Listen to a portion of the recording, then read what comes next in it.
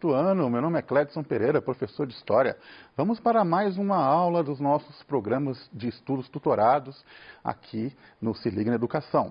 O tema de hoje é renascimento urbano. Renascimento urbano onde? Na Europa. Nós temos que entender que, ao contrário que nós pensamos da forma mais comum, o termo urbanização não segue uma linha reta.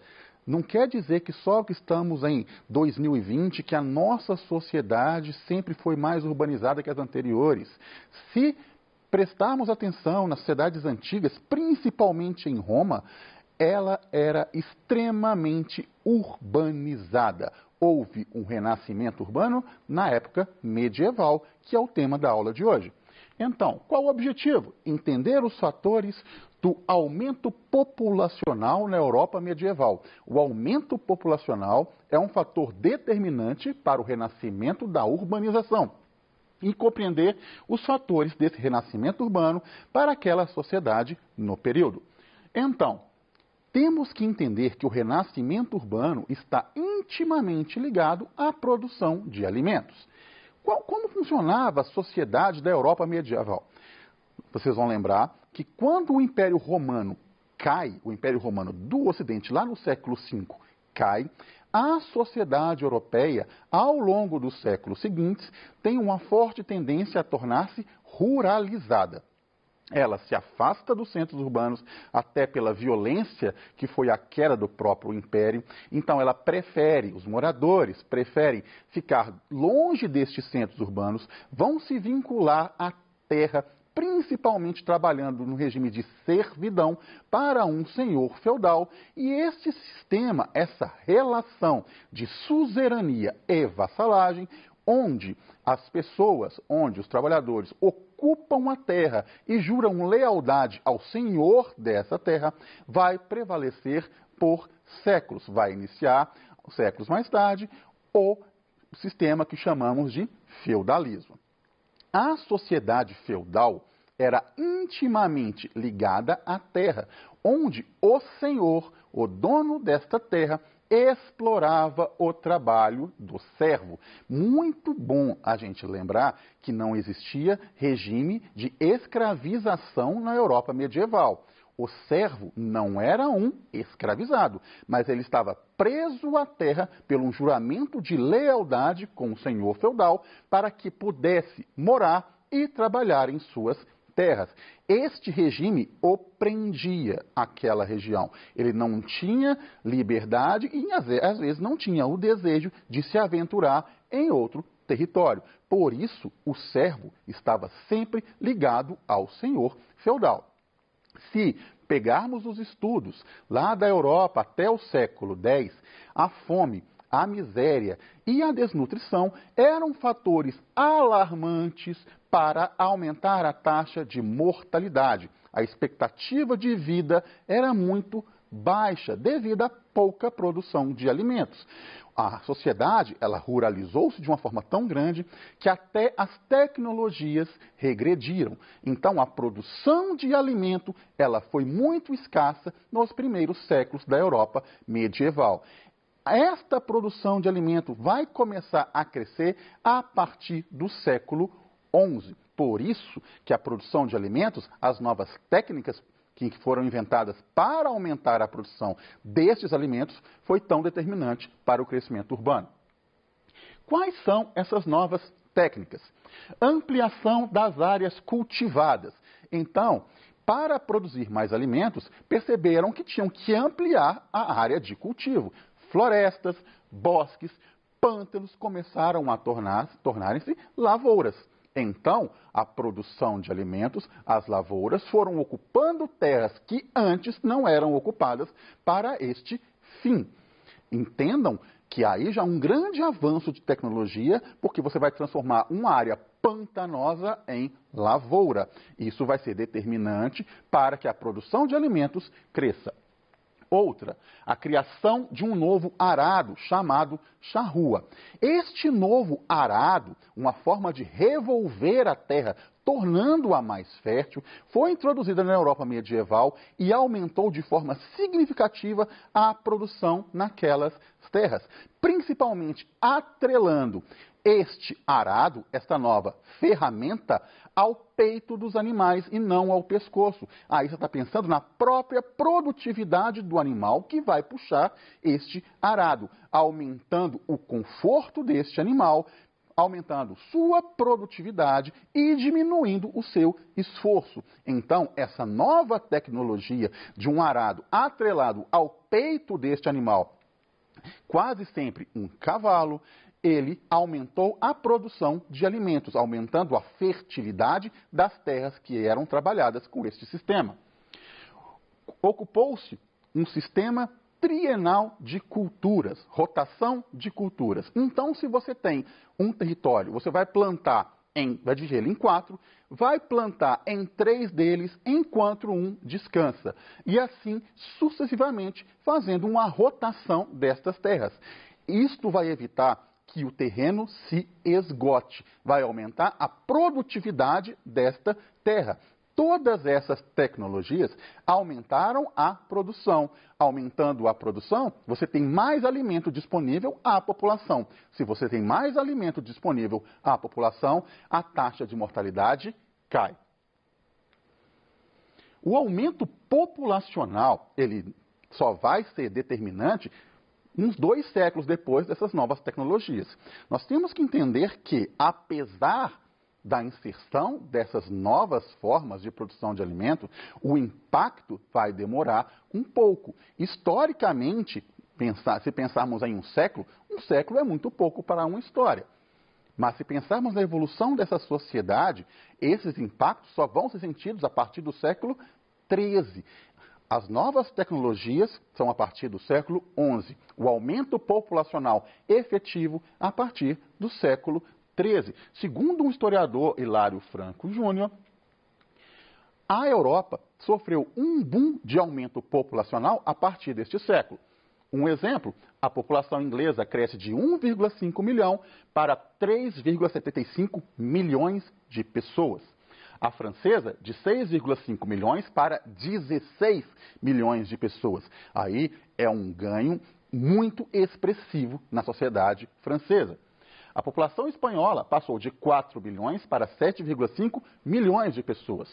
A população portuguesa, de 600 mil para 1,25 milhão de pessoas. Então, até o século XIV, a Europa sofre um boom de densidade demográfica. Isso vai ter um impacto muito significativo na sociedade feudal, porque não vai mais comportar tantas pessoas dentro de uma mesma unidade de terra. O crescimento urbano está intimamente ligado ao aumento da densidade demográfica, que, por sua vez, está intimamente ligada à produção de alimentos. Como é que essa fórmula funciona? Se você produz mais alimentos, mais pessoas vão ter o que comer. Se mais pessoas vão ter o que comer, a taxa de mortalidade por doenças e por fome vai diminuir.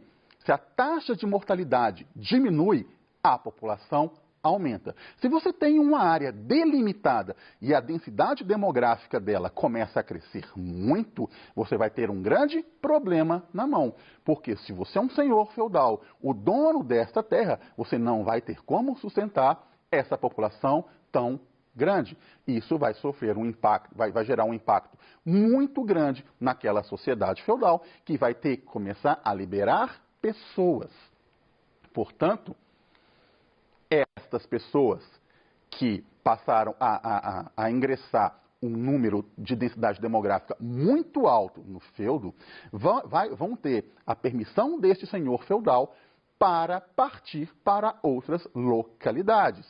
Partindo para outras localidades, essas pessoas vão começar a se fixar perto das antigas cidades muradas, onde a densidade demográfica ainda está crescendo. Então, as pessoas começam a deixar os feudos, deixar aquele meio ruralizado e ocupar o lado de fora das muralhas das grandes cidades, onde, por exemplo, estavam os reis, os nobres, os bispos, a própria sede da igreja. Então, o que vai ocorrer? Perto dessas muralhas, vão começar a surgir um novo sistema de habitação, chamado de burgo. O que era o burgo? Eram onde estas pessoas que passaram agora a exercer uma atividade comercial, passavam a viver do comércio realizado com aquelas pessoas que moravam dentro destas muralhas. Então, o aumento da cidade, do crescimento urbano, também está ligado ao crescimento comercial. O renascimento comercial está ligado ao renascimento urbano, uma vez que o excesso de população vai permitir que as atividades comerciais exercidas por essa população que foi possibilitada a deixar o feudo, deixar a antiga terra para viver próximo aos grandes centros, estes passaram a viver do comércio com os reis, com os nobres, com os padres e com os bispos. Então, as pessoas começaram a se aglomerar perto dessas cidades, surgindo o que nós chamamos de burgos. Então, lembre-se bem, vão surgir os burgos, que é basicamente uma feira comercial. Esta feira, os habitantes desses burgos, dessas feiras comerciais, vão ser chamados de burgueses. Está surgindo nesse momento, não com uma força que vai ter séculos depois, um grupo social que chamamos de burguesia. O renascimento comercial, como eu já disse a vocês, ele está intimamente ligado à atividade urbana. Temos que lembrar que o fim do Império Romano diminuiu as relações comerciais por toda a Europa. Isso fez com que grande parte do comércio europeu não se extinguisse, mas diminuísse a ponto de ficar quase zerado, devido ao espaçamento da sociedade, devido à distância entre os feudos, devido à própria segurança que não existia em realizar atividades comerciais. O renascimento urbano trouxe o renascimento comercial, que trouxe de volta esta atividade. As rotas comerciais começaram a surgir novamente. A primeira delas, o eixo mediterrâneo, controlados pelos italianos. É bom lembrar que vamos falar de italianos, mas o país Itália, neste momento, ainda não existe, apenas reinos considerados italianos. Então, estes reinos, devido à sua proximidade com o mar Mediterrâneo, vão controlar as rotas comerciais do Mediterrâneo até o mar Egeu, que fica na Grécia. Então, uma rota muito importante, temos que lembrar que atividades dos cruzados, o movimento das cruzadas, onde os reis católicos lá da Europa, na tentativa de reconquistar a Terra Santa no Oriente Médio, também reacendeu essas rotas comerciais, tanto por terra quanto por mar. E essas rotas comerciais vão dar início a um grande poder pelos controladores dessas rotas comerciais. Vai surgir um grupo poderoso no Mediterrâneo. Os italianos, os reinos italianos, vão controlar uma importante rota comercial. Se você controla uma rota comercial, você tem o poder de tudo que é transportado naquela rota, você tem o poder de exigir taxas, você tem o poder de controlar as mercadorias e vai ser extremamente lucrativo para quem domina essas rotas a imposição de sua vontade sobre elas. Surgiram os mercados. O que é um mercado na era medieval? Eles reuniam compradores e vendedores. Geralmente, esses mercados eram realizados anualmente. Então, os mercados, depois das feiras que vão surgir ao longo deste processo, vão dar origem a cidades futuramente. Então, entrepostos comerciais no meio destas rotas, criados por mercadores e vendedores de produtos, vão começar a fixar-se no local. No início, semanalmente, depois, mensalmente, depois, anualmente. Ao longo dos anos, a demanda por estes processos, a demanda por estes produtos vai atrair mais gente de todos os cantos do mundo, vai atrair mais compradores, mais vendedores, vai atrair uma atividade comercial muito mais lucrativa e consolidada, e estas feiras burguesas vão se transformar em grandes centros comerciais futuramente. Vai surgir ali, em volta destas feiras, em volta desses mercados nas rotas comerciais, cidades comerciais futuras. Então, estas feiras, a reativação dessas rotas possibilitou o surgimento de grandes cidades comerciais europeias, especialmente ao longo do Mediterrâneo. A atividade interligava diversas regiões manufaturadas nos Flandres, que é uma região próxima à Bélgica, comercializadas em feiras e enviadas ao Mediterrâneo. Então, se você tem uma atividade, um processo produtivo que iniciou-se lá na Bélgica, este processo produtivo, essa cadeia produtiva de comércio, passou pela região das feiras na Europa Central, na Europa, no sul da Europa, chegou até a rota do Mediterrâneo e de lá por vários pontos próximos. Então, essa região interligava o norte da África, o Oriente Médio e o leste europeu. Então, estava nascendo aí uma intensa atividade comercial que interligava quase todos os pontos da Europa. Essa atividade comercial aumentou o crescimento urbano dessas cidades, aumentou o crescimento populacional. Aos poucos, esta atividade comercial vai transformar a Europa medieval em Europa moderna, uma vez que os próprios servos não vão aceitar mais o regime de servidão e voltar-se contra os senhores feudais. Para proteger este tipo de trabalho, especialmente na Inglaterra, vão surgir as corporações de ofício. Pense da seguinte forma: o sapateiro, ele passou a produzir sapatos só depois da era medieval?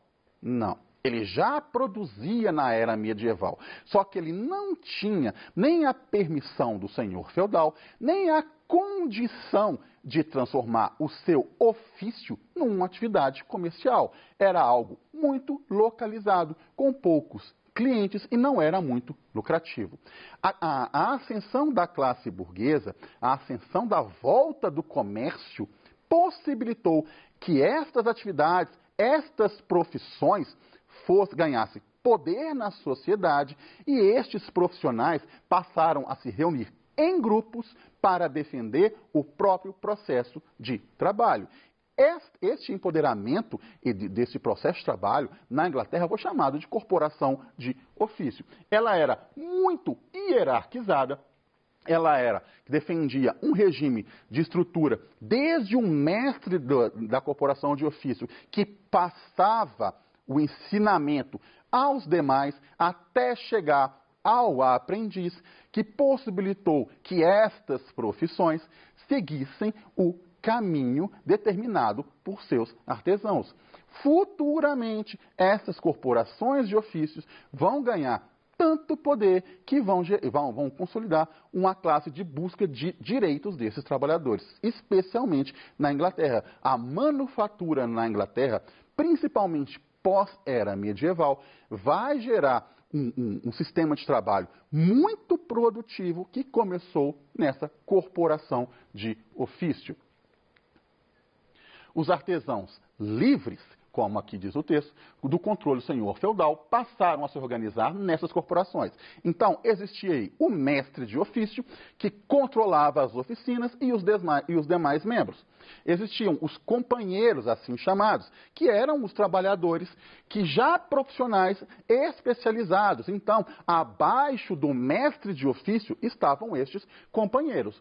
E os aprendizes, jovens que não eram especializados, mas passavam a viver dentro dessas corporações de ofícios, aprendendo este ofício em troca de moradia. Futuramente, estes aprendizes poderiam se transformar em companheiros, que poderiam se transformar até em mestres de ofício. Este tipo de sistema possibilitou o início de uma cadeia produtiva, especialmente na Inglaterra. A aula fica aqui. Espero que vocês tenham gostado. Até a próxima.